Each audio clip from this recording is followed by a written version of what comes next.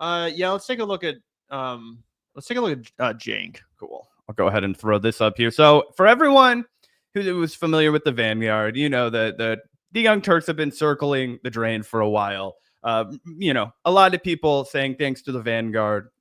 We'll take our credit for it in short supply. But the thing that I think is most humiliating about this is just the desperation. Just the desperation.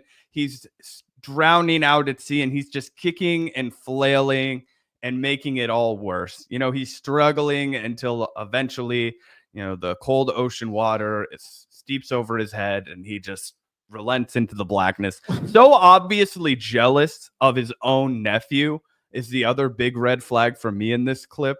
But what did you have to say before we plow into this guy, Gavin?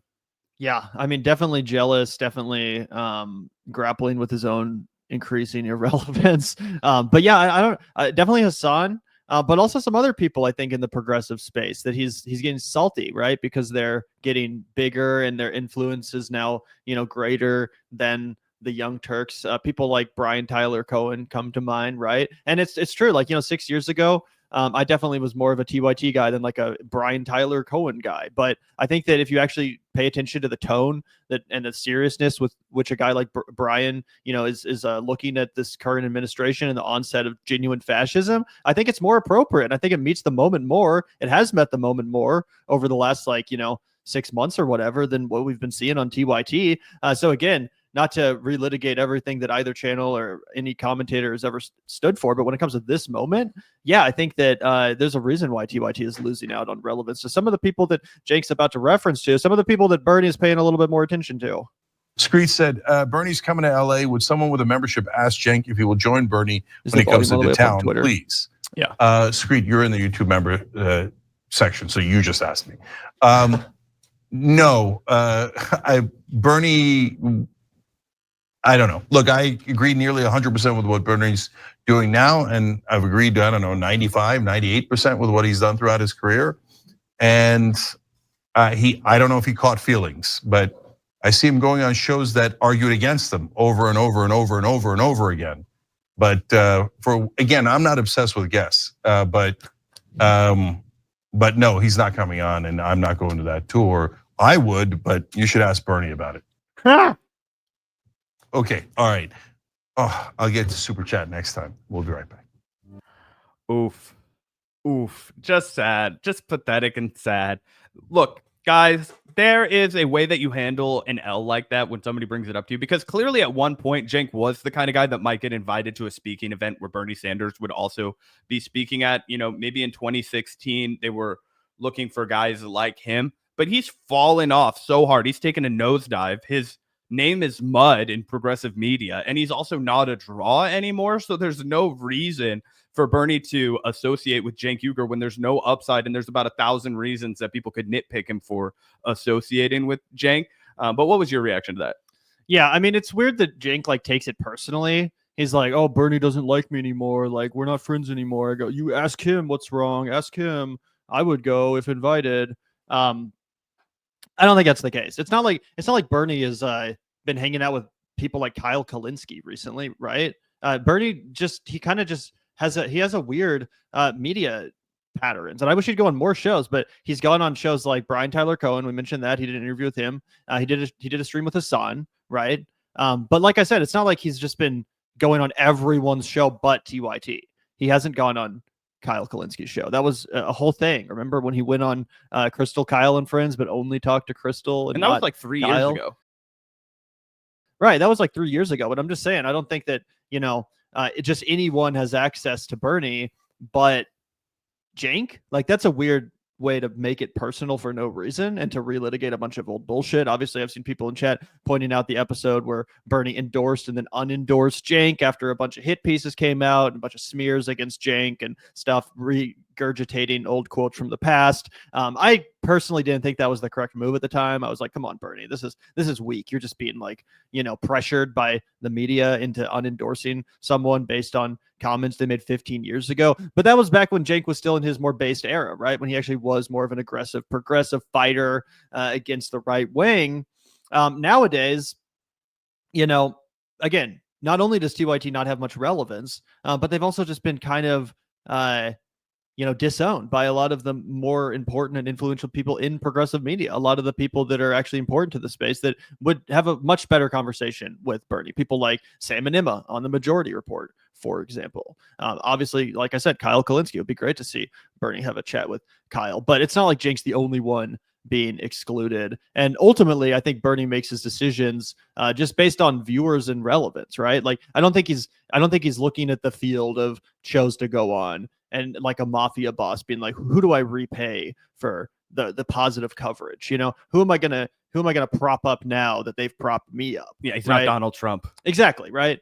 So I don't think he really gives a shit about what Brian Tyler Cohen said 4 years ago. I don't even know what Brian Tyler Cohen said 4 years ago. I think that's who Cenk was referencing when he's like, Bernie's going on people's shows who argued against him. And he's kind of referring to the MSNBC type people, right? Brian Tyler Cohen comes from the MSNBC world. Obviously, Bernie goes on MSNBC. He'll do an interview with Jen Psaki or Simone Sanders or whatever every once in a while.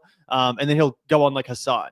But again, I don't think Bernie's choosing these interviews based on like how positively he was covered by each respective person. I just think he's trying to go where the people are. Like, oh, this show has a huge audience. Hasan has like 40,000 people watching him. Brian Tyler Cohen gets 2 million views when he interviews some piece of shit like Hakeem Jeffries. Well, think about how many views I would get on there, right?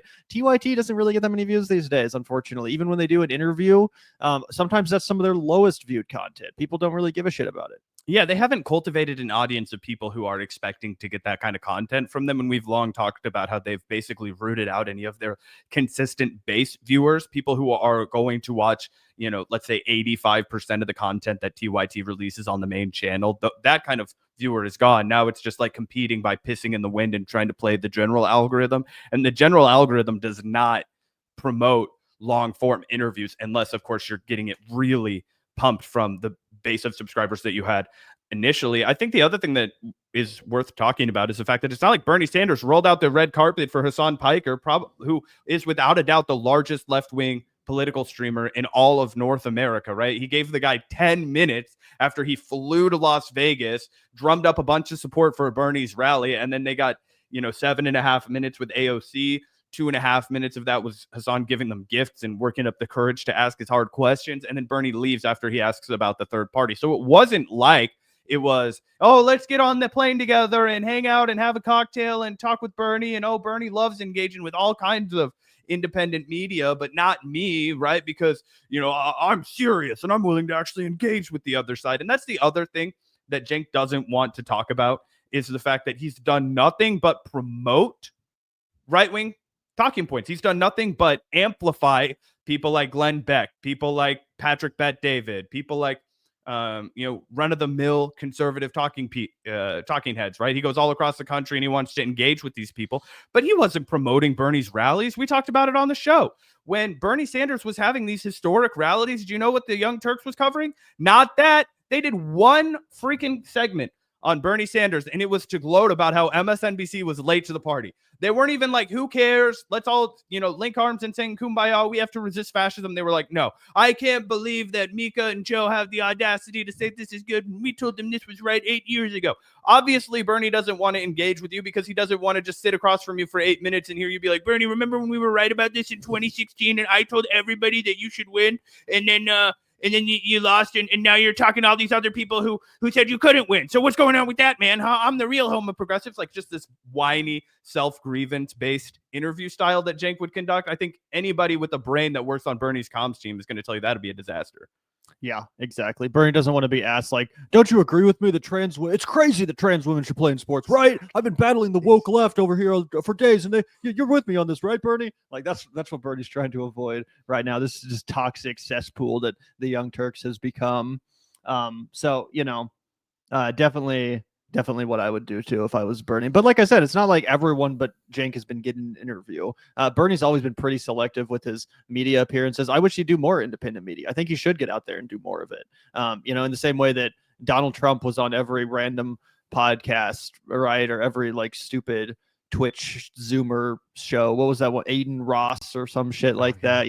Theo Vaughn, like all these jokers. Like, yeah, Bernie should do more independent media. But I also don't think that, I'm not really interested in criticizing Bernie's strategy right now because Bernie's strategy is fucking working. People know who he fucking is, clearly. So maybe he's been on enough podcasts, right? When he goes to some bumfuck town in Nebraska, like 80,000 people show up. So maybe his name ideas is enough, right? Maybe he's actually playing his cards right and spending his time doing what actually is effective instead of just like, hanging around with Cenk Uygur behind the scenes for some shitty interview that no one's going to watch, right? So, ultimately, it's pretty funny. And this actually isn't the first time that Cenk has made comments like this, right? I remember listening to TYT like 6 months ago, randomly, and we didn't talk about it, but Cenk made a similar comment about how, Bernie, he only goes on shows like MSNBC. He doesn't go on real progressive media like the Young Turks, like the shows that actually supported him, and just all this bitching and moaning and pettiness. Which is crazy because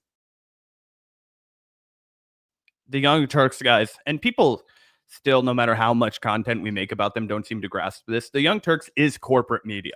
Okay, the Young Turks is 100% corporate media. They have done multiple venture capital fundraising rounds. They have taken money from countless high-dollar investment firms. Guys like Joseph Sandberg, who got them to promote their stupid progressive banking app that's now been brought down with fraud. The dude committed $100 million fraud. Cenk didn't say a word about it. Okay, the fact that he named his studio the Poly Market Studios and took a huge cash injection, which was not made public to the viewers after they fundraised for the viewers. We also found out that behind the scenes, they've never ever sustained their business operations off of the memberships that you guys have contributed. So that was all a lie to get you guys to donate money to make you feel like you were keeping them in business so that they could go behind their back, your back, the viewer, and take more money while having the veneer of a progressive network. So I actually would be supportive if Bernie continued to go on only the real, truly independent shows like Hasan Piker. I would love to see him expand to go on shows like Breaking Points more often, because I think you could have an excellent conversation, even if it was Ryan Grimm, not Crystal Ball, right?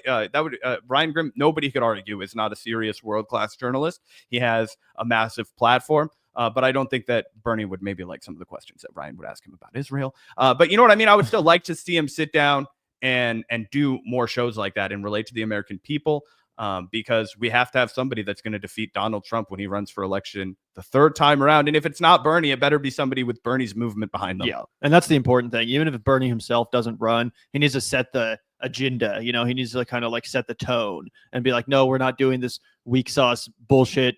Pete Buttigieg. I'm a progressive, but I have no, policies on my website. Oops, I don't know where they all are. I stand for nothing, even though I pretend to be progressive. Like, no, we're not doing that. We're showing up with actual policies that are actually going to improve people's lives, and that are actually going to make this country great again. You know what I'm saying? We're going to make America great again, guys. That's the progressive message. So I hope you all are ready. No, I'm just kidding. But for real, we got to actually have solutions. And that's what Bernie is providing. He's actually laying that, narrative groundwork for what the Democratic Party stands for. And most people at this point couldn't tell you what the fuck it stands for, other than, they're the other party. They're like the, they represent the pre-Trump status quo, right? Right. Exactly.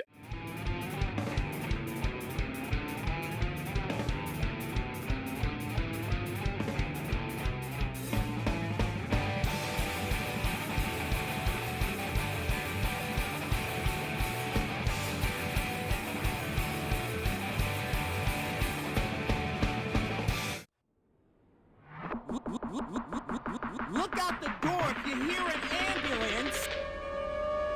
The Vanguard will be there, sir. The Vanguard will be there, sir. The Vanguard will be there, sir. The Vanguard will be there. Be there.